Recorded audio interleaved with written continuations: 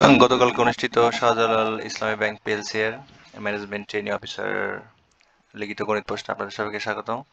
এখানে 1 নম্বর প্রশ্ন বলছে যে in the figure above rectangle is inscribed in a circle, অর্থাৎ একটা বৃত্তের মাঝখানে একটা হচ্ছে আয়তক্ষেত্র দেওয়া আছে যেটার শেপটা হচ্ছে এটা পি, এটা হচ্ছে কিউ, এটা হচ্ছে আর এবং এটা হচ্ছে S, P Q R S. এবং এখানে পি কিউর এর মান হচ্ছে 6 সেন্টিমিটার। এরপর বলছে if the area of the rectangle reason is PQRS, এখানে PQRS যদি এখানে 48 হয় তাহলে এখানে অবশ্যই হচ্ছে PQ ইন্টু হচ্ছে QR এর ক্ষেত্রফল হচ্ছে কত 48। আমাদের আয়তক্ষেত্রের ক্ষেত্রফল হচ্ছে দৈর্ঘ্য তাহলে এখান থেকে QR এটা হবে 48 বাই হচ্ছে PQ অর্থাৎ 6। তাহলে QR মান হবে হচ্ছে 8। এখন এটা চাচ্ছে হচ্ছে যে এই বৃত্তের হচ্ছে আসলে ক্ষেত্রফলটা কত। তাহলে বৃত্তের ক্ষেত্রফল এখানে কিউআর হচ্ছে 8, এখান থেকে আমরা পেলাম। এখন প্রশ্ন যে এইটা এই ডায়াগোনাল লাইনটা এখানে আয়তক্ষেত্রের হচ্ছে প্রত্যেকটা কোণ সমকোণ। এখানে পি আর কিউ যদি আমরা বের করতে হলে এখানে কি করতে হবে, এটা হচ্ছে অবশ্যই সমকোণ। তাহলে সমকোণ যদি হয় তাহলে এটা হচ্ছে কিউআর ভূমি আর পি আর কিউ হচ্ছে লম্ব। তাহলে এখান থেকে পিথাগোরাস যদি অ্যাপ্লাই করি তাহলে এক্স্যাক্টলি দাঁড়াবে হচ্ছে যে পি আর ই স্কোয়ার ইকুয়াল হবে হচ্ছে পি কিউ স্কোয়ার প্লাস হচ্ছে কিউ আর স্কোয়ার। তাহলে এখানে পিথাগোরাস বের করলে এখান থেকে এই কর্ণ ডায়াগোনাল লাইনটা বের হয়ে যাবে। তাহলে পি আর স্কোয়ার সমান হবে এখানে পি কিউর মান হচ্ছে 6 স্কোয়ার প্লাস হচ্ছে কিউ আর এর মান 8 স্কোয়ার। তাহলে এখান থেকে যোগ করলে থাকবে 64 আর এখানে 36 হবে হচ্ছে 100।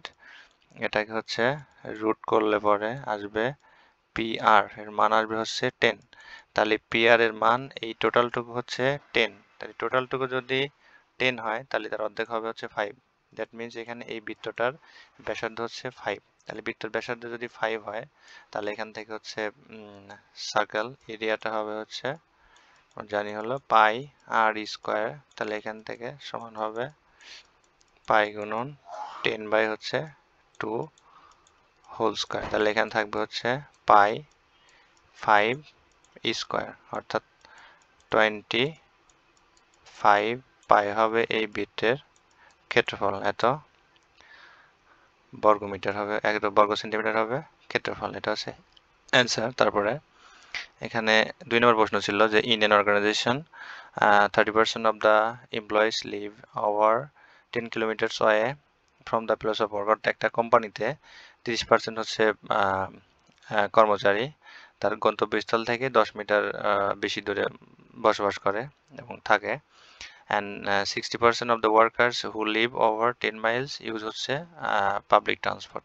30% হচ্ছে কর্মচারী 10 মাইলের বেশি দূরত্বে বসবাস করে এবং তার মধ্যে এই 30% 60% হচ্ছে সেখানে কোম্পানির যে যানবাহন আছে সেটা হচ্ছে ইউজ করে এই 10 মাইল অতিক্রম করার জন্য। If 40% employees of the company use company transport, সেখানে যদি 40% হলো কর্মচারীরা কোম্পানির যানবাহন ইউজ করে তাহলে সেখানে what percent of the employees live 10 miles or less from the work, তাহলে কত পার্সেন্ট কর্মচারী হচ্ছে 10 মাইলের কম দূরত্বে থাকে এবং হলো কোম্পানি ট্রান্সপোর্ট ইউজ করে। আচ্ছা, এখান থেকে ধরে নেই যে হচ্ছে টোটাল হচ্ছে এমপ্লয়ি ছিল ধরলাম 100 জন। এখন 100 জন ছিল তাহলে এখান থেকে হচ্ছে যে 30% এমপ্লয়িজ হচ্ছে লিভ ওভার 10 মাইলস, তাহলে এখান থেকে হচ্ছে 30% হচ্ছে এমপ্লয়িজ কি করে এখানে হচ্ছে 10 কিলোমিটারেরও বেশি দূরত্বে বসবাস করেন। তাহলে 30% এমপ্লয়িজ লিভ ওভার হচ্ছে 10 কিলোমিটার। তাহলে 10 কিলোমিটার গেলে এখান থেকে 30%, 100 এর 30% মানে হচ্ছে 30 জন। এখানে হচ্ছে 30 জন লোক 10 কিলোমিটার বেশি বসবাস করে এবং 60% ওয়ার্কার্স হচ্ছে কোম্পানি ট্রান্সপোর্ট ইউজ করে। তাহলে এখান থেকে হচ্ছে 60% এমপ্লয়িজ ইউজ হচ্ছে ট্রান্সপোর্ট।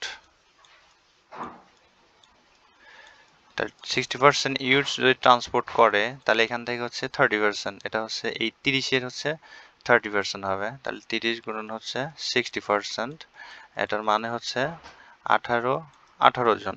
100 জনের মধ্যে হচ্ছে 18 জন 10 কিলোমিটারও বেশি বসবাস করে এবং হচ্ছে পাবলিক ট্রান্সপোর্ট ইউজ করে।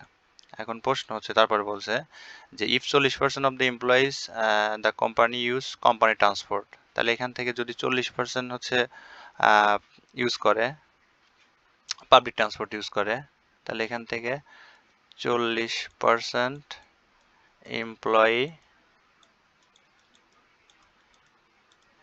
ইউজ হচ্ছে ট্রান্সপোর্ট। 40% ইউজ ট্রান্সপোর্ট করার মানে হচ্ছে এখানে 100-তে 40 জন মানে হচ্ছে 40।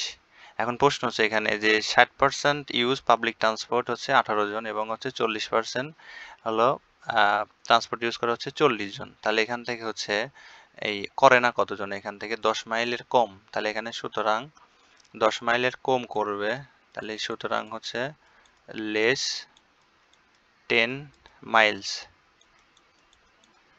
লেস 10 মাইলস অ্যান্ড হচ্ছে ইউজ ট্রান্সপোর্ট, তাহলে ইউজ ট্রান্সপোর্ট হবে হচ্ছে 40 মাইনাস 18, তাহলে হবে হচ্ছে 22।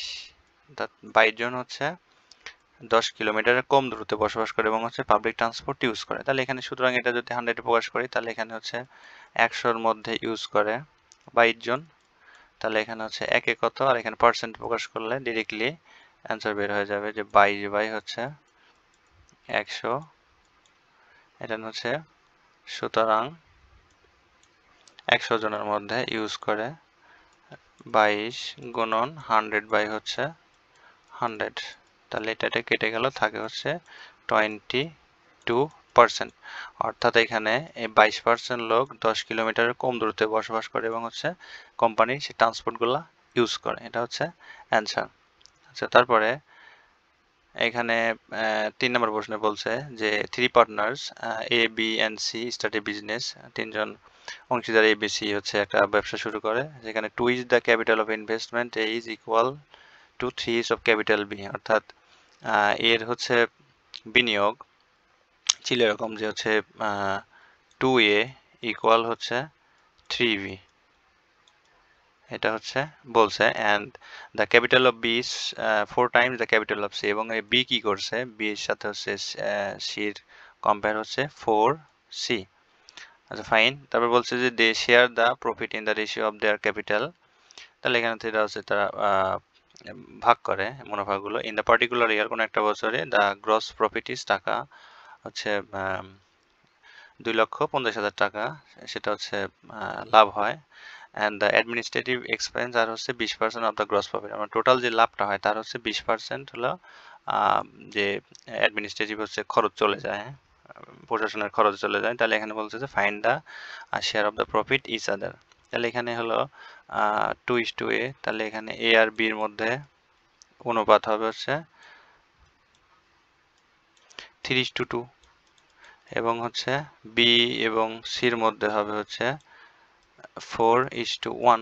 তাহলে এই তিনটাকে যদি আমি এক জায়গায় করি, যদি অনুপাত রেশিও, তাহলে এখানে হবে হচ্ছে A:B, তাহলে এখানে ফ্যাক্টর হচ্ছে বি দুইটা, এটা হচ্ছে এই যে বি, তাহলে এটাকে হচ্ছে ব্যালেন্স করতে হবে, তাহলে এটাকে যদি 4 দ্বারা গুণ করা যায় তাহলে এখানে কত হবে 12:8, এটাকে যদি হচ্ছে B:C, বি হচ্ছে সি সমান হবে, একে দ্বারা 2 দ্বারা গুণ করলে হবে হচ্ছে 8:2, তাহলে এখানে সুতরাং যে A:B হচ্ছে সি, এই তিনটার গুণ অনুপাত সাজালে হবে হচ্ছে আনুপাতিক হারে 12 হচ্ছে 8:2, তাই এটাকে যদি ছোট করা যায় তাহলে এখানে হবে 6:4:1, অর্থাৎ তাদের মধ্যে এই 20% বাদে যে টাকাটা ছিল সেটা 6:4:1 অনুপাতে ভাগ হয়েছে।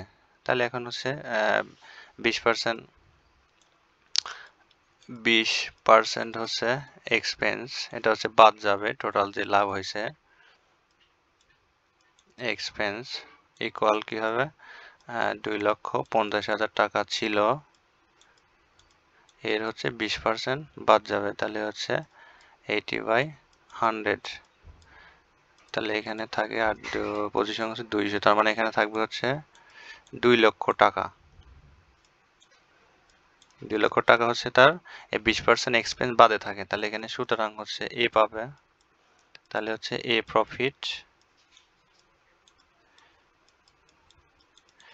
প্রফিট হবে মোট ছিল হচ্ছে 6 4 10 11, 11 ভাগের হচ্ছে 6 ভাগ পাবে এ, তাহলে এখানে হচ্ছে এই 2 লক্ষ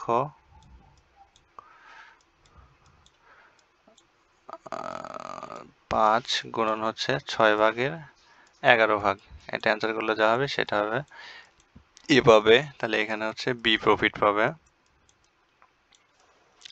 2 লক্ষ, এর হচ্ছে পাবে 4 ভাগের 11 ভাগের 4 ভাগ, এটা হচ্ছে বি পাবে, এবং সি পাবে হচ্ছে 11 ভাগের 1 ভাগ। সি প্রফিট পাবে হচ্ছে এই 2 লক্ষ টাকার হচ্ছে 11 ভাগের 1 ভাগ, তাহলে এখানে ক্যালকুলেশন করলে থাকবে, এটা থাকে 1090 ডট 9, কারণ এখানে হচ্ছে প্রাইম নাম্বার, সবগুলা দশমিক আসবে 0.9। এই বিটা পায় হচ্ছে 72,727 টাকা হচ্ছে 27 পয়সা, এবং সি পায় 18,181 টাকা 82 পয়সা। তাহলে এটা হচ্ছে 3টা ইন্ডিভিজুয়াল অ্যান্সার, 3টা প্রফিট শেয়ার। এইটা ছিল হচ্ছে 3টা প্রশ্ন। ভিডিওটি যারা দেখছেন তাদের কাছে রিকোয়েস্ট থাকবে অবশ্যই ভিডিওটি লাইক কমেন্ট শেয়ার করবেন। ধন্যবাদ সবাইকে।